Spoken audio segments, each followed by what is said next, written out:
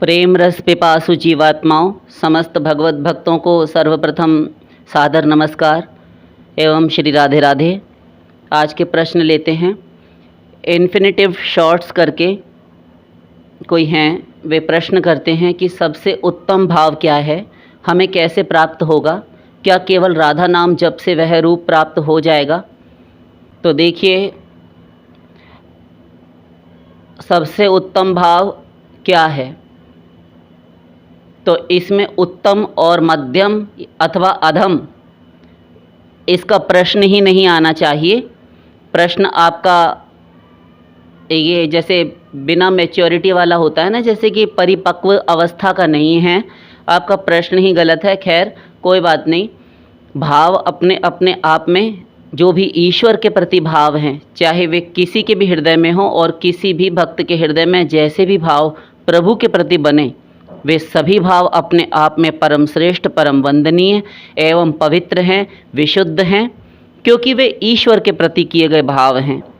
कामम क्रोधम भयम स्नेहमैक्यम सौहार्दमेव च नित्यम हरौ विदधतौ यान्ति तन्मयताम हिते। भागवत।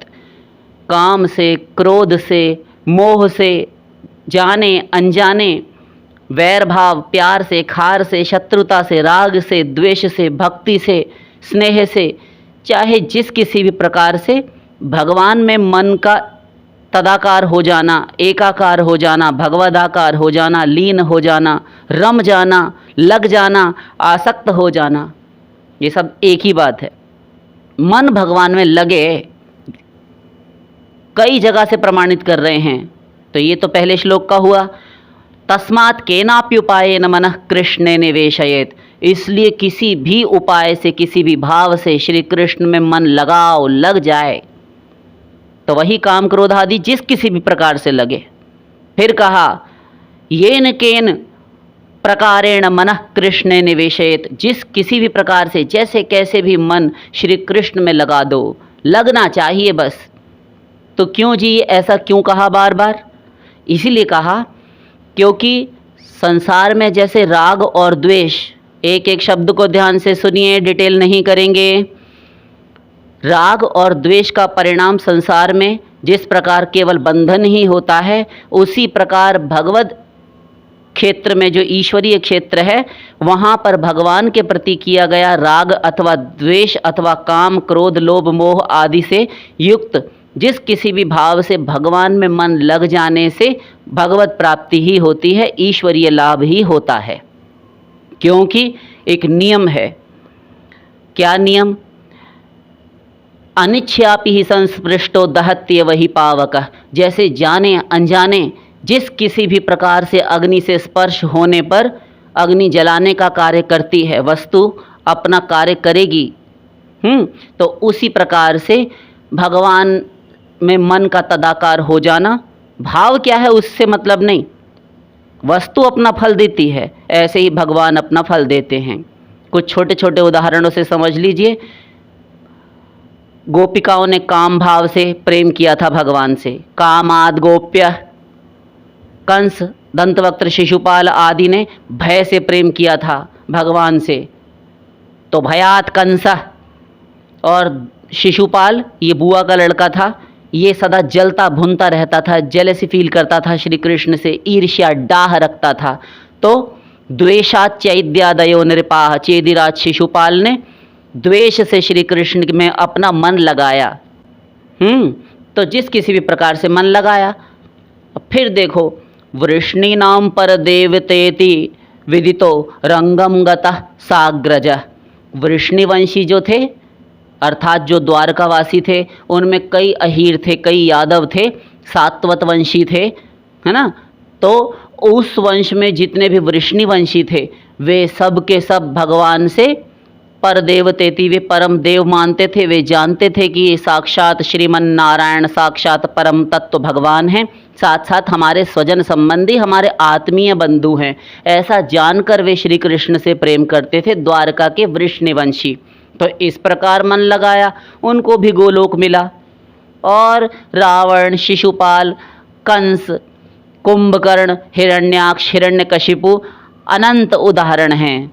बाली को भी बाण मारा भगवान ने रामायण में, किष्किंधा कांड में, तो रामचरण दृढ़ प्रीति कर बालिकीन तनु त्याग, सुमन माल जिमि कंठते गिरत न जानई नाग।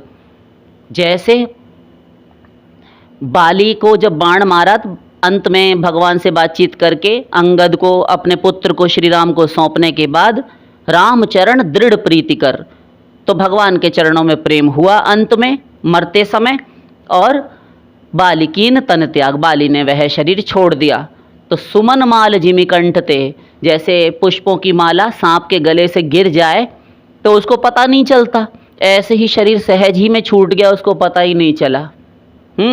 ऐसे ही राम बाली निज धाम पठावा, गोस्वामी जी लिखते हैं कि राम जी ने बाली को अपने धाम भेजा। अब कई सज्जन यहाँ शंका करेंगे, यद्यपि अप्रासंगिक है क्योंकि विषय लंबा हो जाएगा, किंतु थोड़ा सा लेते चले कि कई सज्जन यहाँ पर प्रश्न करेंगे, कुछ माताएं बहनें भी उठा सकती हैं प्रश्न, तो वे उत्तर ले लें।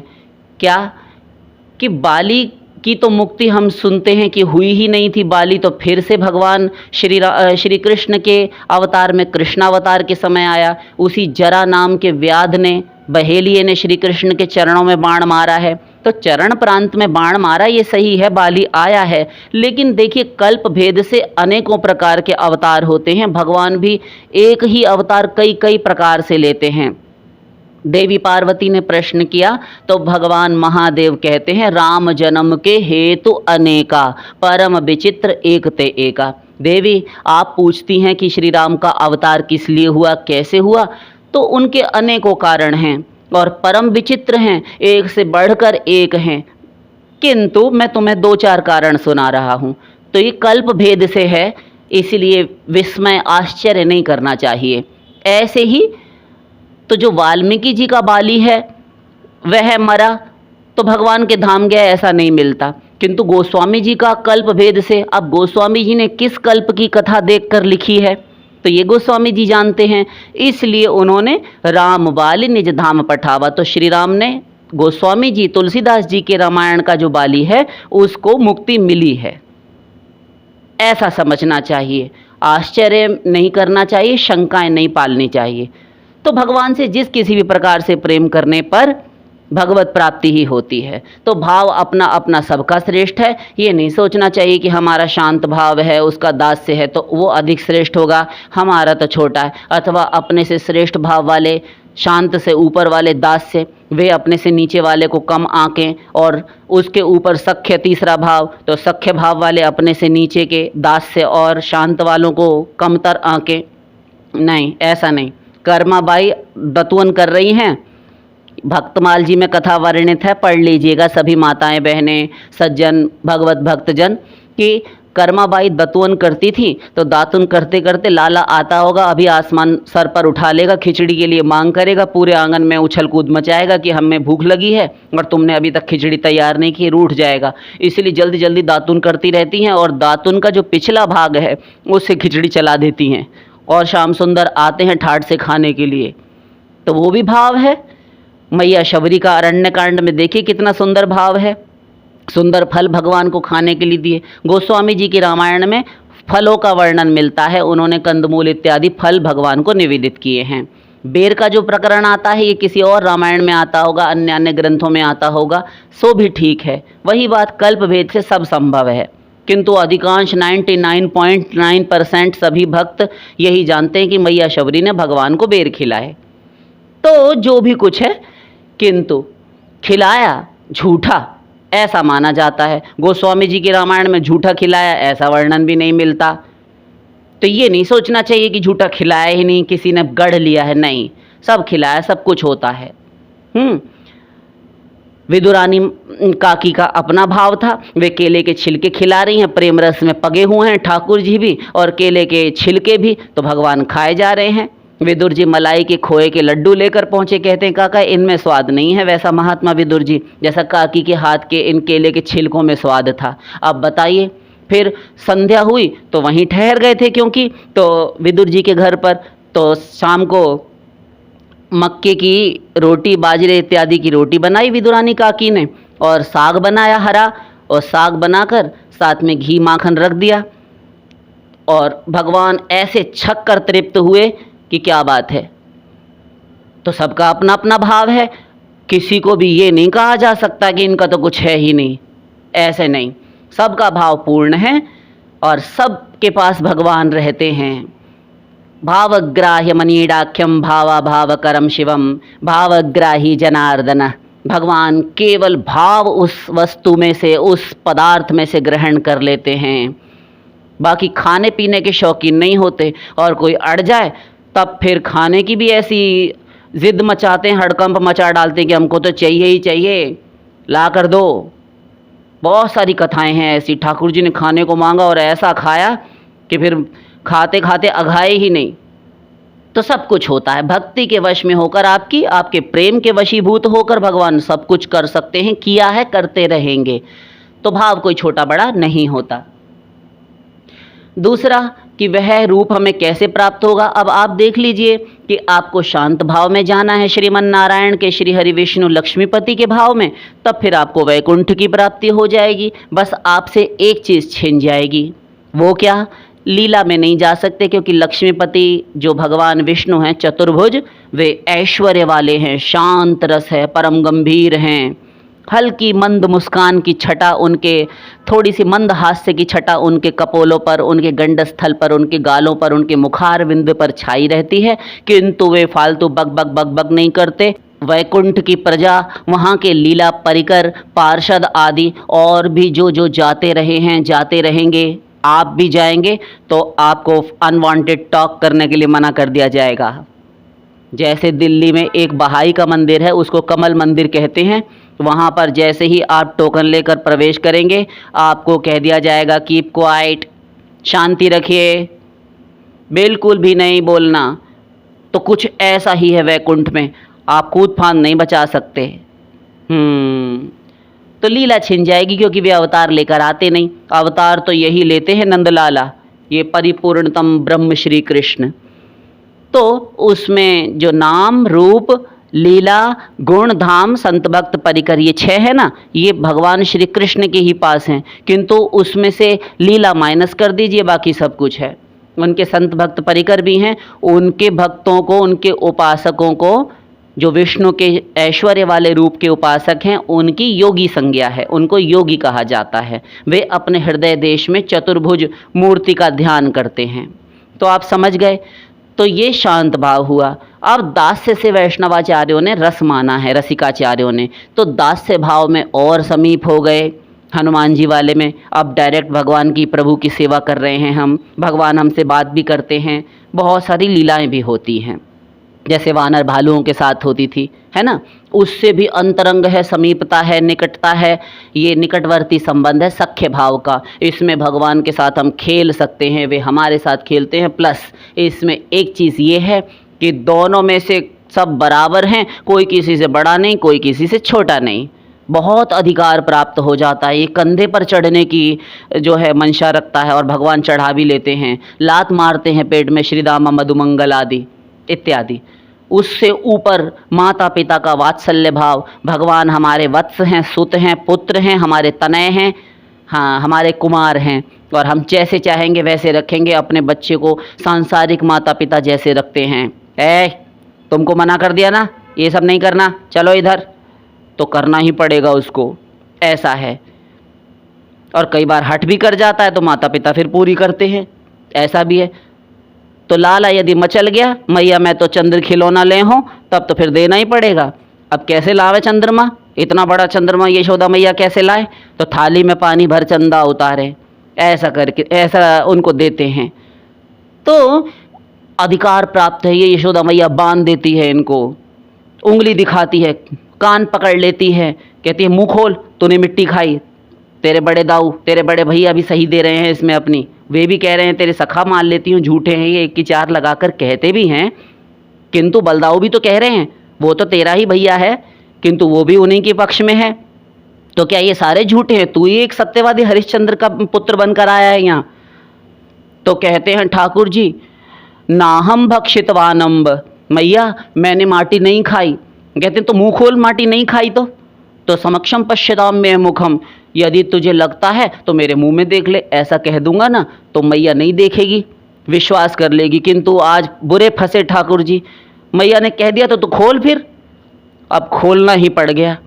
तो भगवान की जो ऐश्वर्य शक्ति है वहाँ गुप्त रूप से कार्य करती हैं ब्रज में, किंतु उन्होंने देखा कि हमारे स्वामी हमारे प्रभु पिट जाएंगे, अब यशोदा मैया झापड़ लगा देंगी या फिर डंडी से मारेंगी या फिर बांध देंगे और ना जाने क्या दंड दे सकती हैं, तो हमारे स्वामी पिट जाएंगे, ये हमारी सासू माँ गुस्से में हैं। तो ऐश्वर्य शक्ति प्रकट हो गई, माधुर्य शक्ति छिप गई। तो ऐश्वर्य शक्ति ने मुख के भीतर ही ब्रह्मांड दिखा दिया।